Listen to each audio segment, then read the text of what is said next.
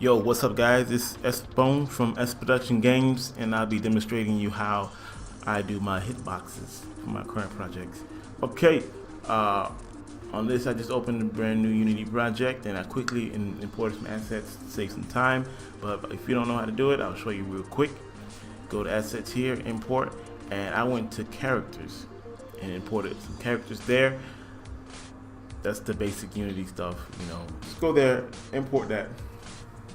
And what you have is the standard assets, and you have characters and all that. And what I did is I made a cube and I just stretched it. You know what? I'll do it all over again. No, not necessarily. Okay, well, just enlarge the scale on the X and Z axis, and then you'll be cool. And then on your standard asset, just go to the characters and third-person character. Click there.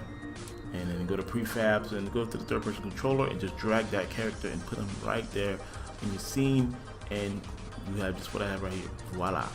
And if you play it, bam! Now the camera doesn't have any codes in it to make them follow the character and all that. We'll do that quickly, but this is just how fast you get something playing. But this is all Unity stuff we're using anyway, so it's not like we did anything yet, really. So let's go to the main camera. We're gonna go back to the standard assets. Let's go to utility, and you'll see look for smooth follow. Okay, and then make sure you have your main camera and expector right here on this side over here. And then let's go to smooth follow. Let's just drag that over here. Bam. And now for the target, we're gonna select the third-person controller because this is the player we wanted to follow. Bam. So the target is gonna be our player, and then this is the distance and height, and I'm just gonna put for distance, I'm just gonna put 5, and everything else will be like that. And let's see how that looks.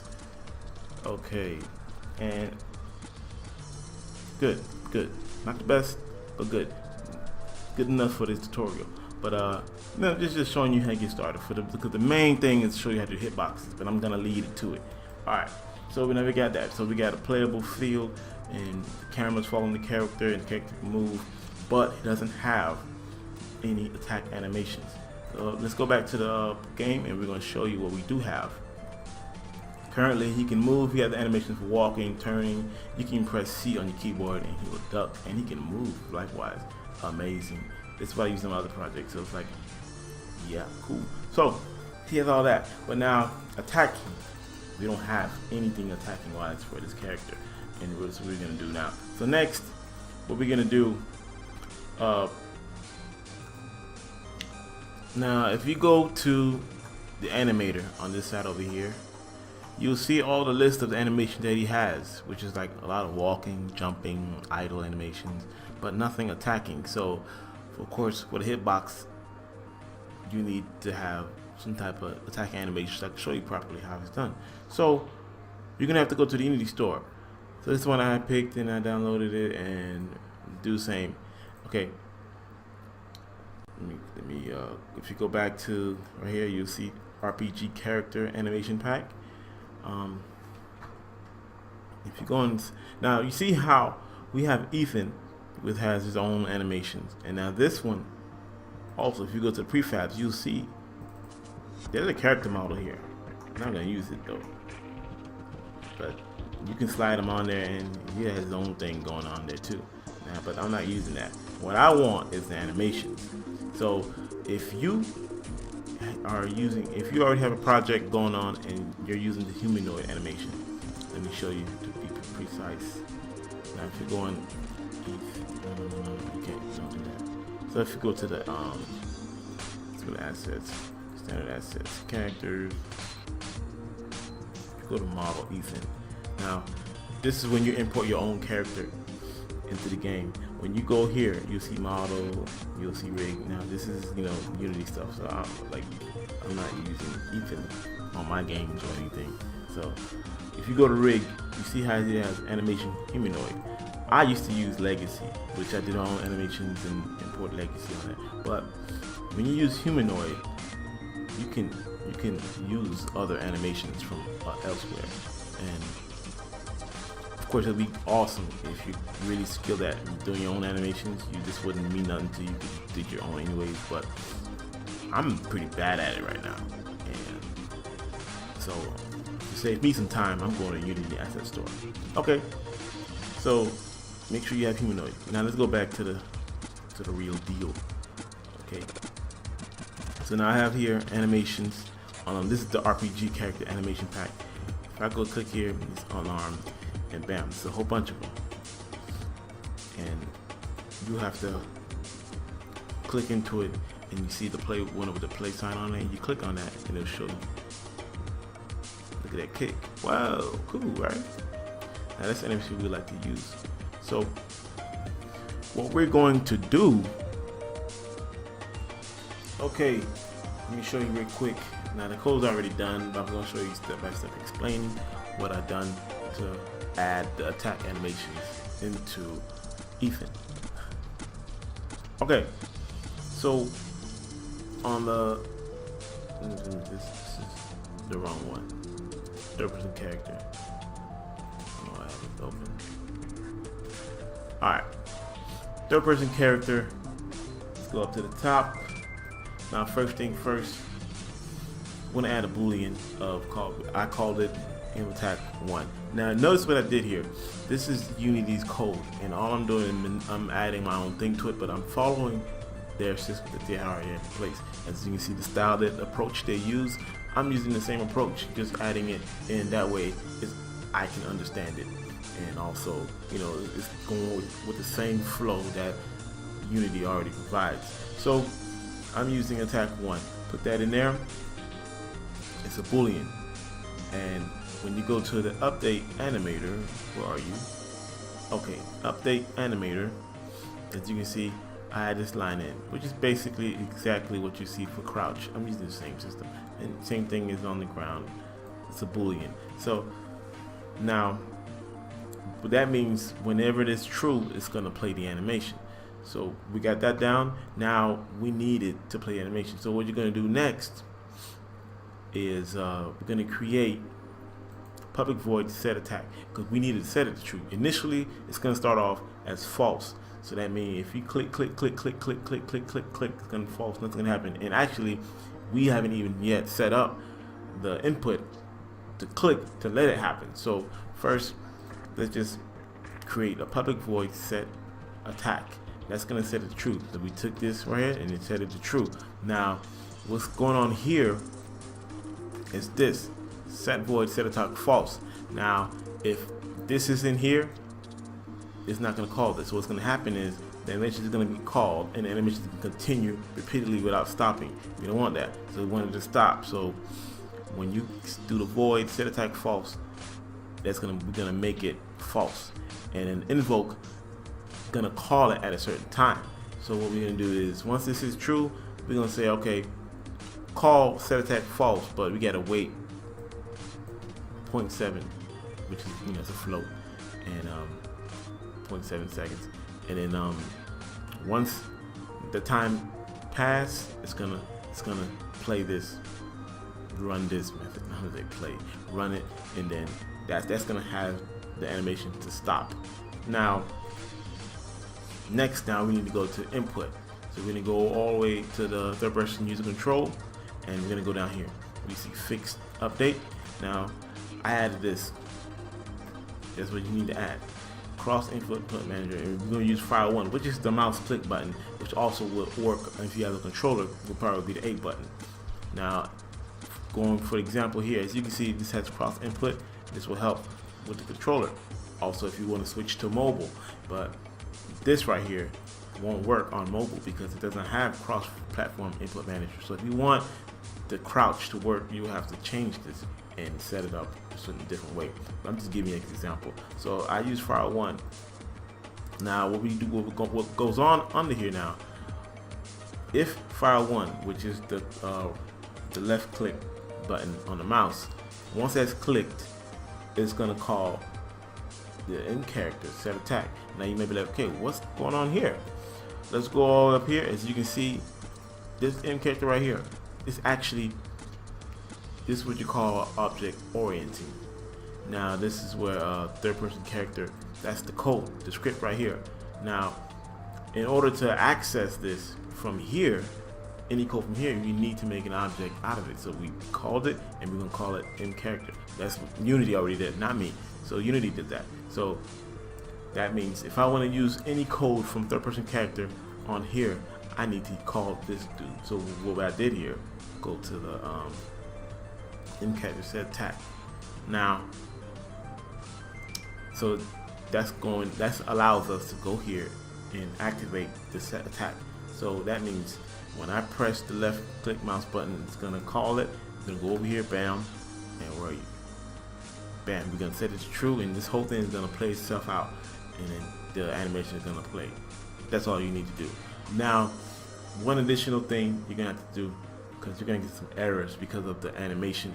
Third-party animation is gonna have this. So if you get animation from anywhere else and it already comes with its own events and stuff, you're gonna have error. So what I did was this is just a placeholder, public void hit. That's all I did, just to avoid it. And if you know what, I'm gonna show you what the error says when you don't. So 1 second. Now we're on Unity. Okay, good. So as you can see, we have the attack. Let me go back here.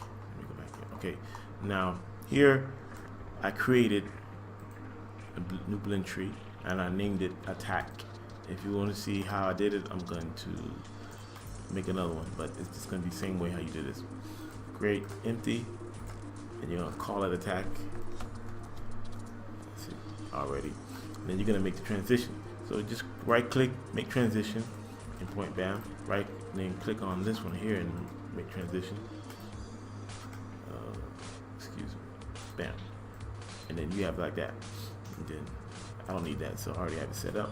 Now you're gonna click on here. Make sure you set has extra time to don't have it checked. Make sure it's unchecked. And then down here, conditions. Now I have attack 1. That's what you got to go to. Go forward, attack 1. Now what's going on here is this the parameter that we set up. This is Boolean, and whenever that's called true, which if you go back to the script, you'll see that's there. When it's called true, it is going to play the animation, and then when it's finished, it's going to go right back to grounded, and that's what we got going on here. Pretty much it. And then you have to click on it, and then what I did here. Yeah, I created a blend tree. When the I'll delete this real quick. So if I go here, add motion,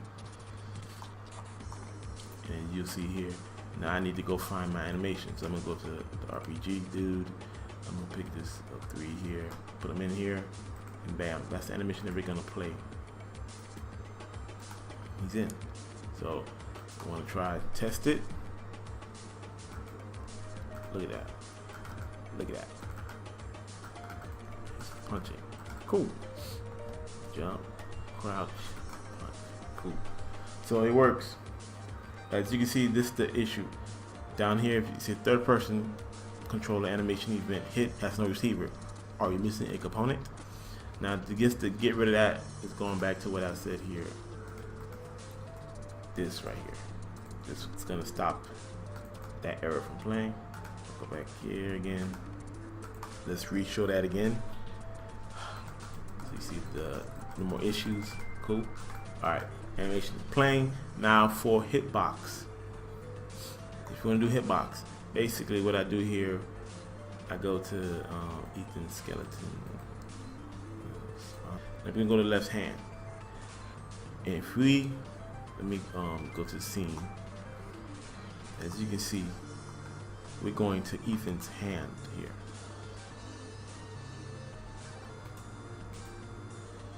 Now you can go to fingers, but we ain't doing all that. Not necessary. What we can do, we're gonna add a cube there. Bam! Look at that big old cube popped up right there. And we're gonna make it smaller. So as you can see,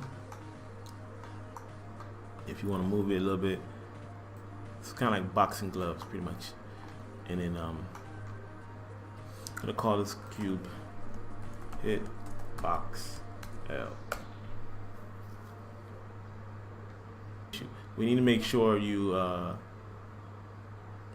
set it to a trigger. We want a trigger, so no going that way the collision doesn't disrupt him. And okay, so now when he punches, as you can see, you can of course make that box smaller for more accurate. Now, next thing we need to do is set a timer on that. So we're gonna go back to our script. Let's go back here, and then we're gonna create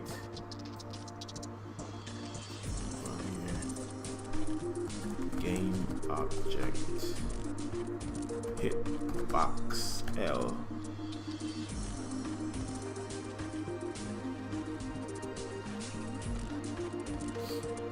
And then we're gonna start. Let's go to the bottom. Game object. No, what I'm doing? Hit.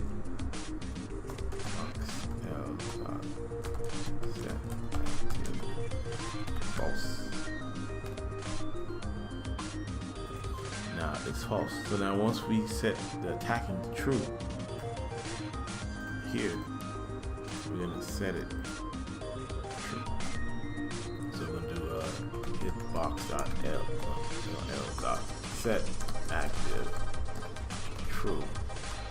And then when you say false, we're gonna say false. So we're gonna do hitbox L dot set active false. Now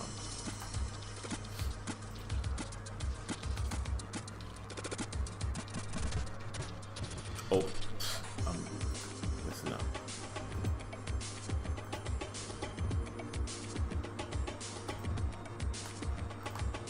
Okay, so we need to go back to the first controller, and we're gonna see. Oh, I gotta make it public. Sorry. Go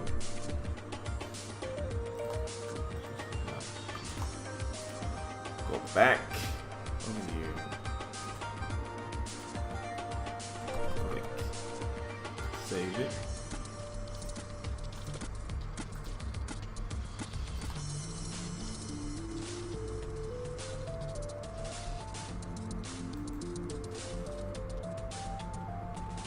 Okay, now Hitbox L has shown up. We're gonna drag that in there, and then let's press play. See what happens. So now this box is gone. Now when you click, bam, it's there. And you go. Look at how quick that was. Okay. Now what we're gonna do is do a quick to show for impact. I'm gonna create a new cube.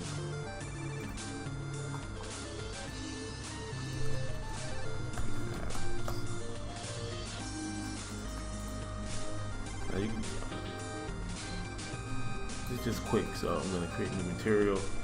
We call it I'm going to make it red. I'm going to go to the cube.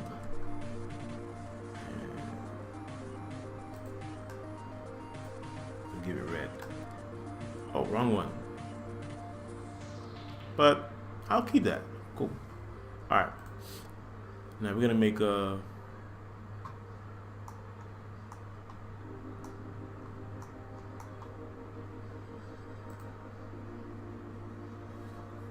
I'm going to create a tag. I'm going to call it Hitbox.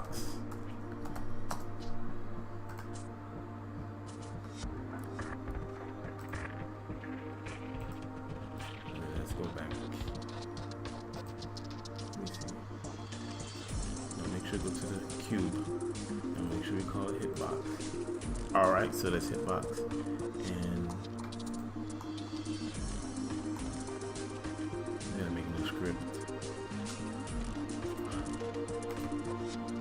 create a new folder. We'll call it script.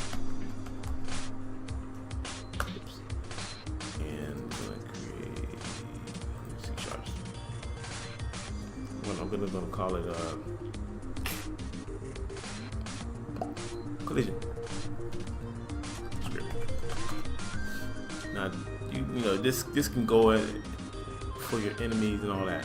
Instead of calling collision script, you can if you already have your enemy or player, you can have this in there instead.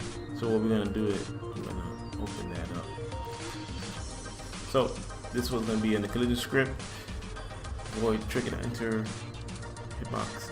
We'll get all that, and then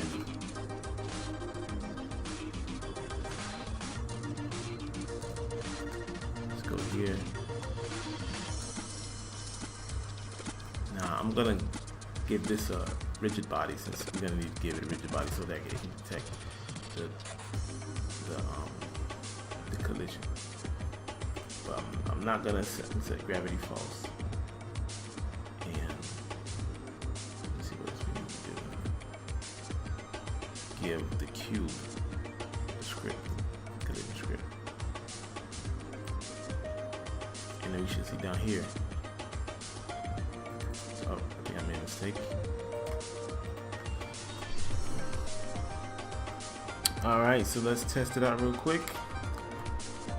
I would do particles and all that to show the actual collision, but I don't have time. I'm running out. This thing's way too long. So we got a box here. Let me open up the console, right? It should pop up. Alright, so that first hit, it popped up. Second hit. So it's registering the collision every time we hit that box. So that's pretty much it, guys. There you got the hitbox appeared, and it works great. So guys, thank you guys for watching the video. Anything you want me to expound more that I kind of skipped over really quickly, let me know. If something that didn't make sense to you, let me know. I'll respond, or if I need to, I'll do another video. And hey, let me know. And definitely, if you got projects you're working on, you want to show me, let me know. I like to see them, and I like to play them. And I probably play them on YouTube, on the channel too. I don't have that many views to really promote you, but yeah, it'd be fun. So thank you guys for watching. Stay tuned for my next video. I don't know what it's gonna be, but just look out for me. Thank you.